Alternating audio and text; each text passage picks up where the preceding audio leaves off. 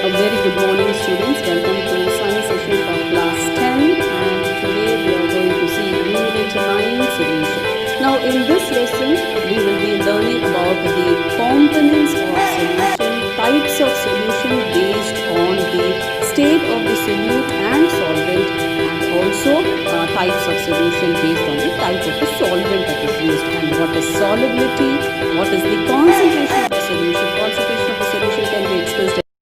Now children, in the earlier classes we have learnt what is mixture, isn't it? And we have learnt about the types of mixture. That is, mixtures is classified into homogeneous mixtures and heterogeneous mixture. Now in homogeneous mixture, the composition is uniform throughout the solution, and in the heterogeneous, the uniform is not the same, or it is not the uniform. Now that kind of homogeneous mixture is termed as solution. Now for example, you can say salt plus water now gives you the homogeneous mixture where the composition is uniform throughout the solution, isn't it? And if you take the sand and the water, now here the composition is not uniform throughout the mixture, isn't it? Such kind of mixture in which the composition is uniform throughout the mixture is called as the solutions. And now here we are going to learn about the components of solution. Now we said that the solution is a homogeneous mixture of two or more substances, and we said that the salt plus water or sugar plus water is the example. Now what are the components of solution? Now a solution consists of two components. The first one is the solute and the second one is the solvent. The component which is present in lesser amount is called as the solute, and the component which is present in the larger amount is called as the solvent. Now we'll take the example of salt and water. Now here salt is added in a smaller quantity into this water, isn't it? So here the salt is the solute, and it is mixed in the component which is taken in a larger amount, isn't it? So that is the solvent. So salt is the solute and water is the solvent. Now here the solute get distributed uniformly throughout the solvent, isn't it? And hence we get the homogeneous mixture, isn't it? Now this process of uniform distribution of the solute into the solvent is called as the dissolution. Now next we'll see what is binary solution. Now a solution must have at least two components, isn't it? A solute and a solvent is required to form a solution, isn't it? So such kind of solution is called as the binary solution because it consists of two components. Now for example, you can say salt plus water, copper sulfate, when it is added in water it forms the copper sulfate solution. So all this comes under the binary solution. Now similarly, a solution can have more than two components also. Now for example, if I had salt and sugar into the water, now here the component is 3, isn't it? I am adding salt, sugar to the water. So the number of component that is present is the 3, isn't it? So such solutions is called as the ternary solutions. Next we'll see the types of solution. Here we are going to divide the solution based on the physical state of the solute and the solvent, right? Now the physical state in the sense it can be a solid, liquid or a gas. Now in binary solution, if both the solute and the solvent may exist in any of the physical state, it can be a solid, it can be a liquid or it can be a gas. So based on the physical state of the solute and the solvent, it is divided into the following types. Now look into the table, children. You can see the types of the binary solution, isn't it? Now see the first one. The first is the solid solution, next is the liquid solution, next is the gaseous solution. Now first we'll see the solid solution. Now in solid solution, both the solute and the solvent will be in the solid state. So it is called as the solid solution. Now for example, copper dissolved in gold, isn't it? A small amount of copper is mixed with gold, isn't it? And that is called as alloys, isn't it? So that is the solid solution. The next one is the solute. Solute will be a liquid and the solvent will be an solid. Now here is the mixing of mercury with the sodium, right? So which is nothing but the amalgam. Now here mercury is in liquid metal. We know that mercury is the only liquid metal, isn't it? And with that sodium is added and it will form an amalgam. So that is called as the solid solution. Now next comes the liquid solution, and in that you have three types, isn't it? Now if the solute is a solid and solvent is a liquid, then it is called as a solid liquid solution, right? Or comes under the liquid solution. Now here you can see the example of sodium chloride, that is nothing but the simple salt, the common salt that we use at home, right? When dissolved in water comes under solid liquid solution. The next one is the liquid, that is the solute will be a liquid and the solvent will also be a liquid. For example, any alcohol that is dissolved in water comes under this type. The next one is the solute will be a gas and the solvent will be a liquid. For example, all the beverages, now carbonated drinks, right? Carbon dioxide is mixed in water, isn't it? It is dissolved in water. Soda water consists of the carbon dioxide dissolved in the water, isn't it? So that comes under this type. The next one is the gaseous solution. Now in this you have two types, isn't it? The first, if the solute is a liquid and the solvent is a gas, then comes under the first type, that is water vapor that is present in the air. Water vapor is a liquid, isn't it? And it is present in the atmosphere, that is the clouds. So that comes under liquid gas solution. The next one is the gas solution. Now mixture of gases and forms in a gaseous solution. For example, mixture of helium, which consists of the oxygen gases. So the solute will be the gas and the solvent will be the gas. So this comes under gaseous solution. So these are the types of binary solution based on the physical state of the solute and the solvent. Next is the classification of the solution based on the types of the solvent that is used. And now we know that the water is a universal solvent, isn't it? It dissolves, it is most of the substances are soluble in water, isn't it? So depending upon the type of the solvent that we use to prepare the solutions are classified into aqueous solutions and non-aqueous solutions. Now the first one is the aqueous solution. Now if the solvent that is used is a water, then that is known as the aqueous solution, right? Now if the substance that is mixed with the water, if it is soluble in water, generally the ionic compounds are soluble in water, isn't it? So these are soluble in water and the solution is prepared using water as a solvent, so that comes under the aqueous solution. For example, salt in water, sugar in water, copper sulfate in water. So all these are the aqueous solution. Now next is the non-aqueous solution. Now any liquid other than the water, if it is used as a solvent, then it is called as the non-aqueous solution. Now the solution here is formed with the liquid other than the water. Now for example, alcohol, benzene, ether, carbon disulfide, acetone, all these are used as the solvent to prepare the non-aqueous solution. Now examples of the non-aqueous solutions are sulfur dissolved in carbon disulfide and iodine in carbon tetrachloride, that is CCl4. Now look into the picture, children. Here you can see the sulfur in carbon disulfide, isn't it? Now it gets dissolved, it gets soluble, right? The sulfur gets soluble in carbon disulfide. But if you mix the sulfur and water, it remains insoluble, isn't it? So this is called as the non-aqueous solution, right? Sulfur in carbon disulfide is the non-aqueous solution. Next is the types of solution based on the amount of solute that is added. Now the amount of solute that can be dissolved in a particular amount or in the given amount of the solvent is limited, isn't it? You cannot keep on adding the solute and it gets dissolved, right?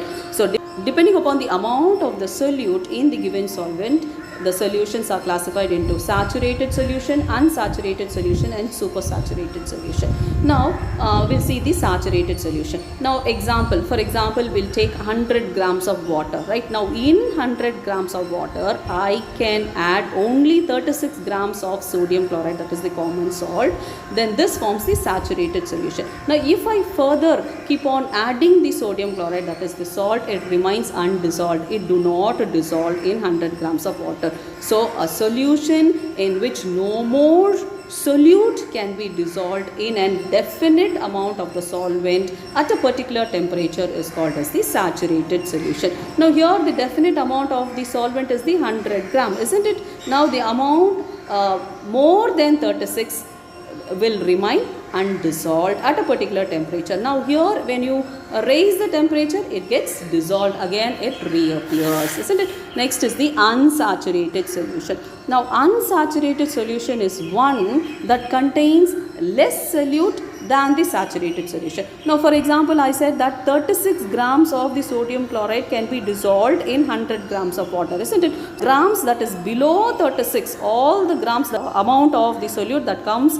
below 36 grams comes under the unsaturated solution. Now for example, if I take 10 grams of the sodium chloride in 100 grams of water, then that becomes the unsaturated solution. So I can take 10 grams, 20 grams, 30 grams, 34 grams. So all these comes under the unsaturated solution, right? Supersaturated solution. Now what is supersaturated solution? Supersaturated solution is one that contains more solute than the saturated one. Now here the previous example, what did I say? I said 36 grams of sodium chloride can be dissolved in 100 grams of water, isn't it? Now if I take 40 grams, will it dissolve? No, it remains undissolved, isn't it? Now solution is called as a supersaturated solution, right? So it remains undissolved. Now this can be dissolved by raising the temperature or pressure. Now for example, if I heat the solution which consists of 40 grams of sodium chloride in 100 grams of water, then it becomes soluble, right? The 40 grams of sodium chloride gets soluble in 100 grams of water. But when the temperature drops down, again the crystal reappears. So such type of solution is called as the supersaturated solution.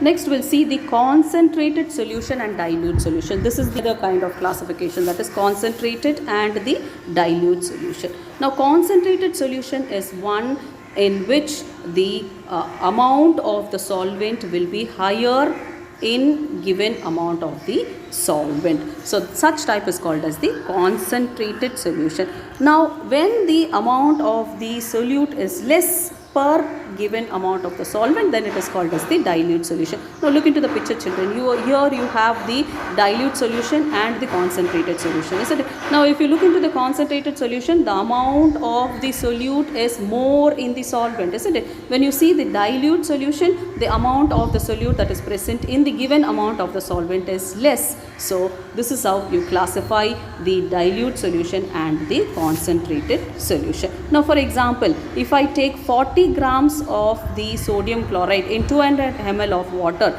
then that will be a concentrated solution. Now on the other hand, if I take 10 grams of the sodium chloride in 200 grams of water, then that will be a dilute solution, because the amount of the solute that is present in 200 grams of water is less. Look into the picture, children. Here you have two sets of pictures, and here you are going to identify the dilute and the concentrated solution.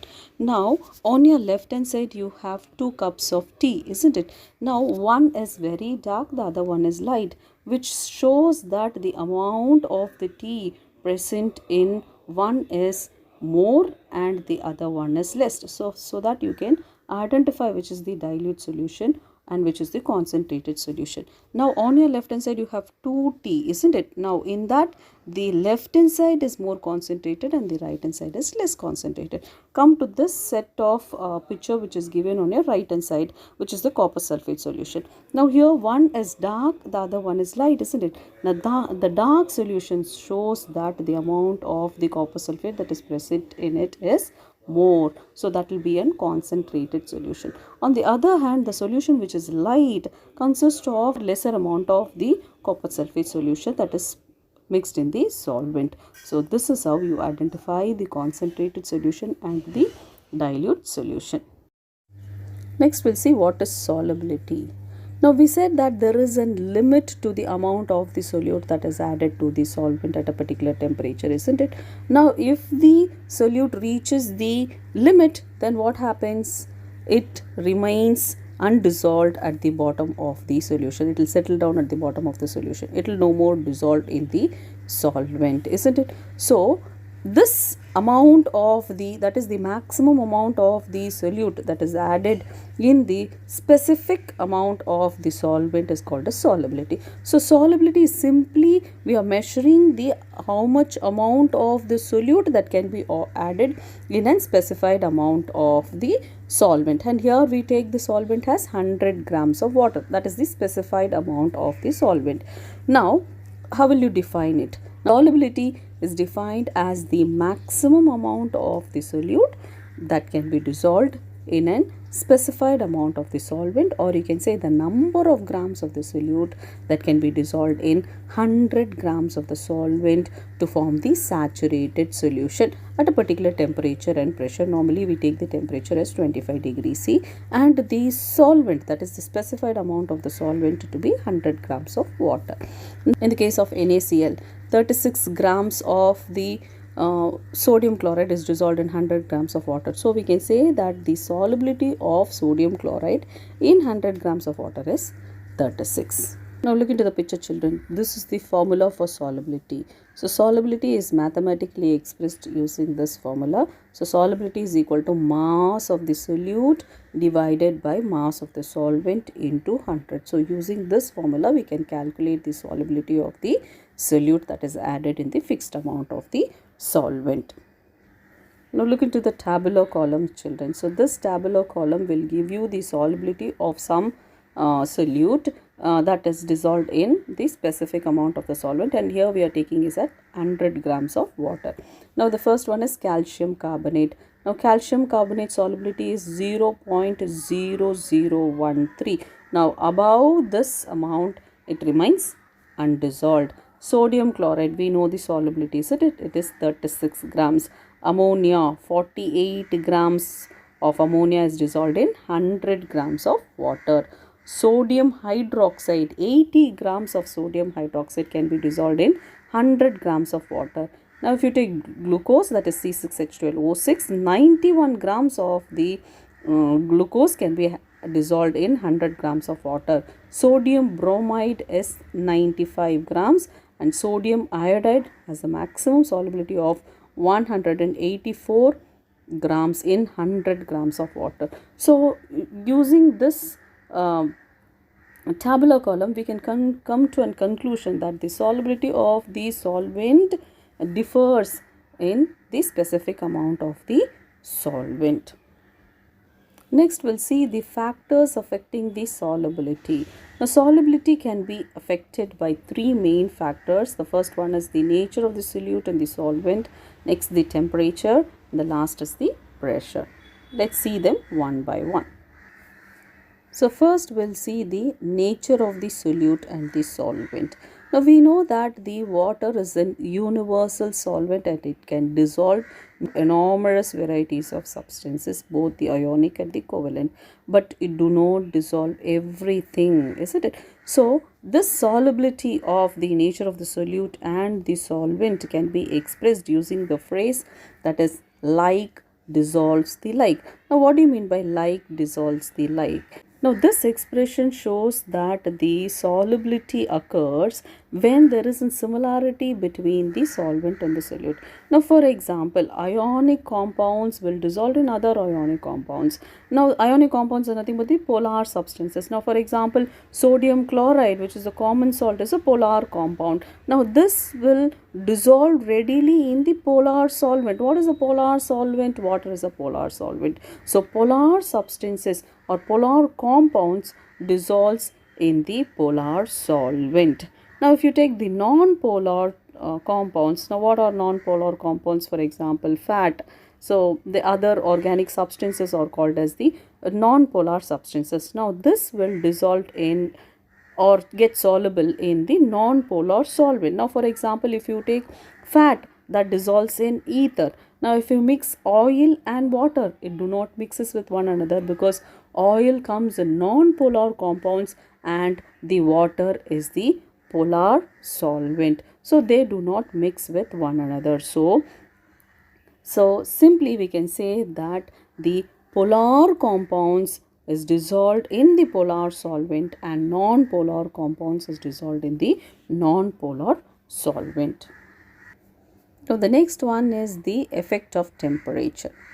Now the temperature affects the solubility.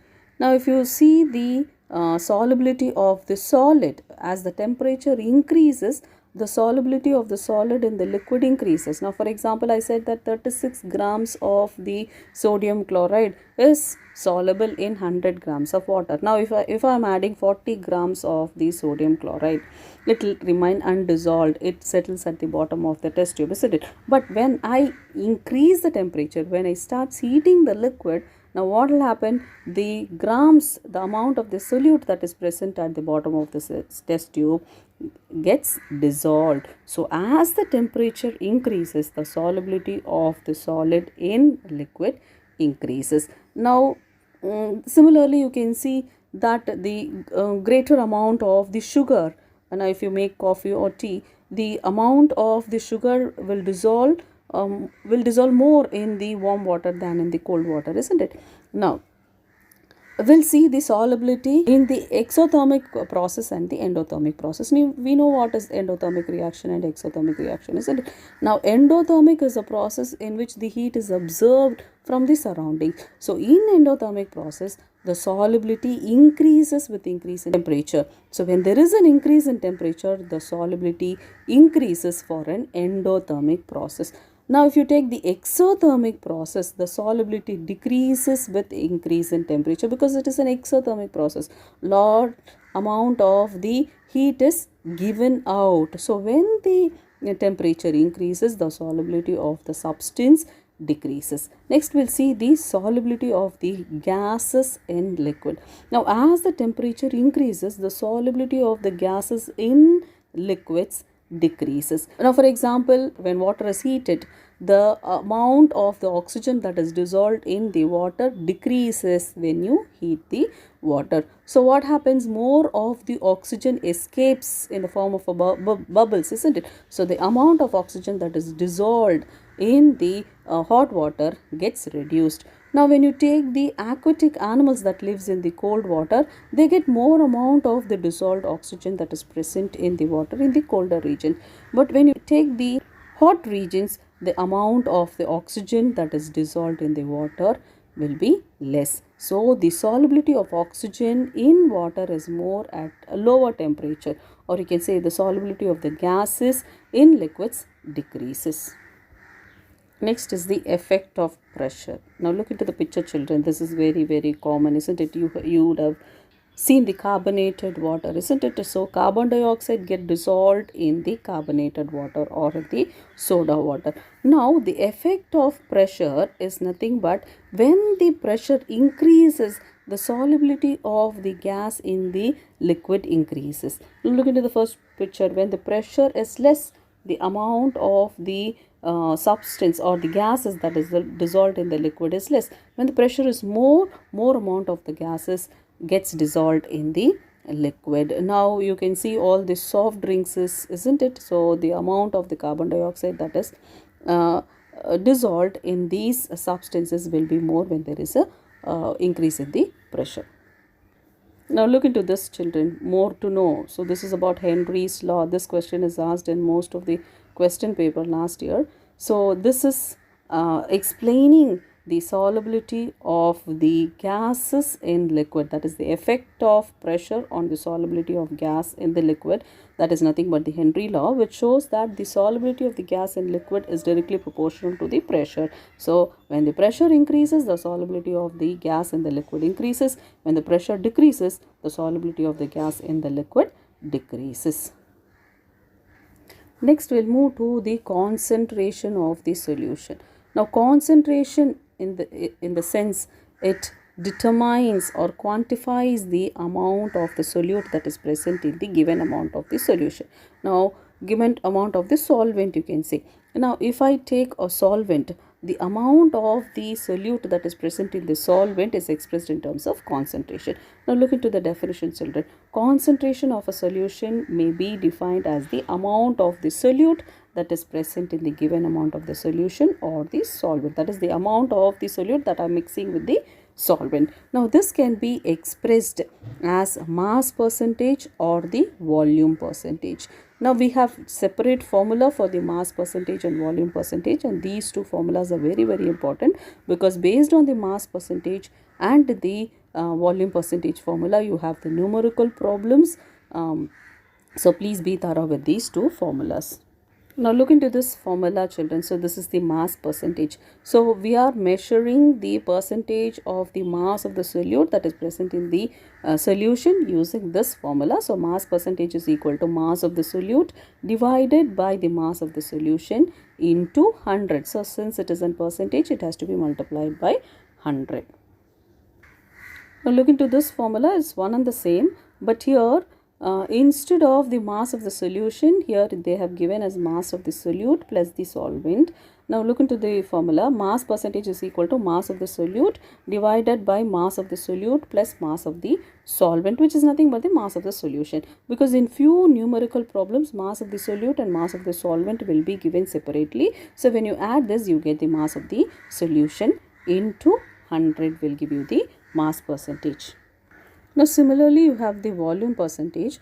Volume percentage is expressed in terms of volume in liters. Mass percentage is in terms of grams, isn't it? But this is in terms of liters. So the percentage of the volume of the solute present in the given volume of the solution. So to volume of the solute divided by volume of the solution into 100. Volume percentage is equal to volume of the solute divided by volume of the solute plus volume of the solvent, which is nothing but the solution, into 100.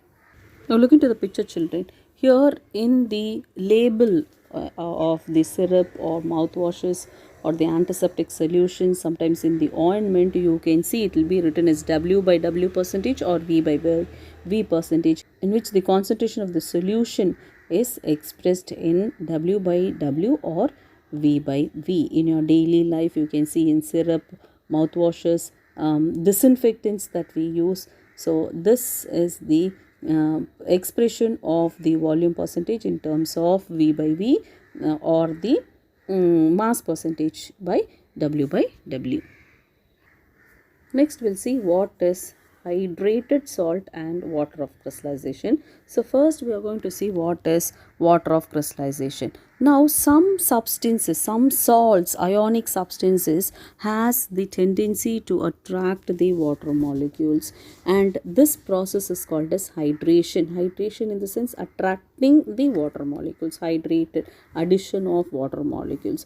Now some substances, if you see, after the addition of water molecules, the color of the substances gets changed, and the number of the water molecules that is found in these crystalline substances are nothing but the water of crystallization, and that salt is called as hydrated salt because it is associated with the water molecules. Now look into the picture, children. Here you can see the hydrated copper sulfate and anhydrous copper sulfate. Now what is the difference between these two? Now when it is an hydrated copper sulfate, that is, it since it contains the water of crystallization, that is the fixed amount of the water molecules that is present in the salt, so it will be blue in color. When it loses its water of crystallization, now how it loses its water of crystallization? When you heat the hydrated copper sulfate, now it loses its water of hydration and changes into an white substance. Then you get anhydrous copper sulfate. On your right hand side you can see a white powder, is it, a white crystalline substances?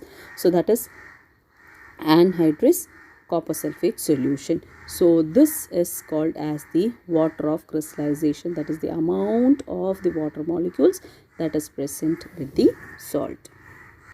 Now look into the tabular column, children. You can see the common name, IUPAC name, and the formula of the hydrated salt because it is associated with the water of crystallization. The first one is blue vitriol. The formula is copper sulfate pentahydrate. Penta means 5, so it consists of 5 molecules of water. Now look into the formula. It is CuSO4 5H2O, and here the water of crystallization is 5 since it contains 5 water molecules. The next one is the Epsom salt, which is nothing but magnesium sulfate heptahydrate. Hepta in the sense 7. Now look into the formula. It is MgSO4 7H2O. Here the water of crystallization is 7. Next one is the gypsum, which is nothing but the calcium sulfate. dihydrate. Di in the sense 2. So look into the formula, CaSO4 2H2O. The next one is green vitriol, that is iron sulfate heptahydrate. Again 7 water molecules. Formula is FeSO4 7H2O. So the water of crystallization that is associated with the green vitriol is 7. Next one is the white vitriol, which is nothing but the zinc sulfate heptahydrate. So the formula is ZnSO4 7H2O. So the water of crystallization is 7. To the picture, children, this is nothing but the blue vitriol. We said that copper sulfate pentahydrate is the blue vitriol, isn't it? So what is the formula? CuSO4 5H2O. So what how many molecules, water molecules, are associated with it? 5. So water of crystallization is 5, isn't it? Now when this copper sulfate pentahydrate is heated, you can see the first picture. When it is heated, now after sometimes what happens, it loses its 5 molecules of water and it will become white in color. You can see the reaction, isn't it? Now CuSO4 5H2O, on heating it will give you CuSO4 plus 5H2O. Again on cooling, or if you add 1 or 2 drops of the water to it, now what will happen? It will again retrieve its blue color. So the colorless salt will become blue when you add water to it. Now can you see here, if you add few drops of water to the anhydrous copper sulfate, now what will happen? It will turn into a blue color. So it loses, when it loses its water of crystallization, it will become anhydrous copper sulfate. When it gains the water of crystallization, it will become a blue color solution, which is nothing but the crystalline copper sulfate pentahydrate. Now look into this equation, children. Here this is nothing but Epsom. Epsom, we said that it is magnesium sulfate heptahydrate, that is MgSO4 7H2O. So the water of crystallization is 7. So when this Epsom is heated, now what will happen? It loses its 7 water molecules and become anhydrous magnesium sulfate. Now here on heating it will become MgSO4 7H2O. Again on cooling, again it will become magnesium sulfate heptahydrate. Look into the picture, children. Here you can see the crystalline hydrated salt and amorphous anhydrous salt, isn't it? Now this is nothing but the magnesium sulfate heptahydrate and anhydrous magnesium sulfate. So when you add few drops of water into it, now what will happen? The colorless anhydrous salt, now which is shown on the right hand side. Now here it is colorless anhydrous salt, isn't it? So it will again turn into an hydrated salt and it will become crystalline. You can see on your left hand side, you can see a shining crystals, like crystals are shiny, isn't it? So it will turn when few drops of water is added to it. Next is the hygroscopic substances. Now if you see certain substances when left in air, that is at ordinary temperature for few hours together, now what will happen? It will absorb the moisture from the atmosphere, isn't it? And without changing the physical state. Now for example, if it is in solid, it will be in solid, but it will absorb the moisture from the atmosphere. So such substances which absorbs the moisture when it is exposed to air is called as the hygroscopic substances, and that property is called as hygroscopy. Now look into the screen, children. You have few examples, isn't it? So hygroscopic substances are used as a drying agent. For drying certain substances, you can add these substances so that the moisture in the other substances can be absorbed by this hygroscopic substances. Now for example, concentrated sulfuric acid, phosphorus pentaoxide, quicklime, silica gel. So these are the hygroscopic substances which absorbs moisture from the other substance. Next is the deliquescency. Now I said that the hygroscopic substance will observe the moisture from the atmosphere or the other substances, but they do not change the state, isn't it? If it is in solid, it will be in solid. If it is a liquid, it will be in liquid. But here the deliquescent substances are the one which absorbs the moisture from the atmosphere or absorb the water from the atmosphere, but it changes its state. Now look into the picture, children. Here you can see the sodium hydroxide pellets, isn't it? Tablets that is present. Now on absorption of the water molecules, what happens? It changes into a liquid.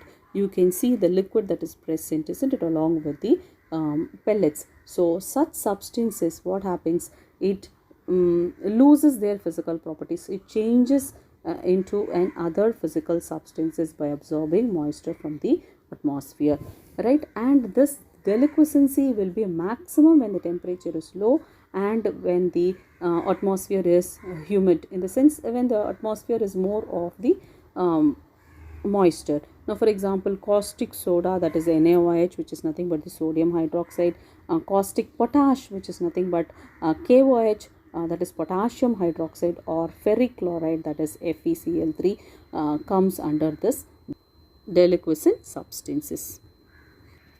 Now let's see the difference between hygroscopic substances and deliquescent substances, children. And this is a very important question. So it can be asked in 2 mark, 4 mark, or as a subdivision in the 7 mark question. So hygroscopic substances, when exposed to atmosphere at ordinary temperature, what happens? They absorb moisture, but they do not dissolve, they do not change the physical state.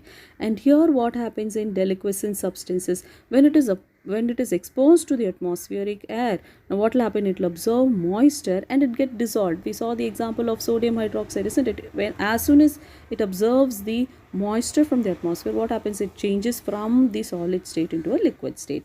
Now the second point is that hygroscopic substances do not change its physical state on exposed to air. Here if it is on solid, it will be on solid, but deliquescent substances changes its physical state on exposed to air. Here we said that from the solid state it has changed into a liquid state, that is sodium hydroxide pellets, that is which is in the solid tablets, gets changed into a liquid form on absorption of water molecules. Next is hygroscopic substances are amorphous solids or liquids. Most of the hygroscopic substances will be an amorphous solid, or either it will be a liquid. Now deliquescent substances are crystalline in nature. It will be in crystalline, shiny crystalline solids. So we have come to the end of the lesson, children.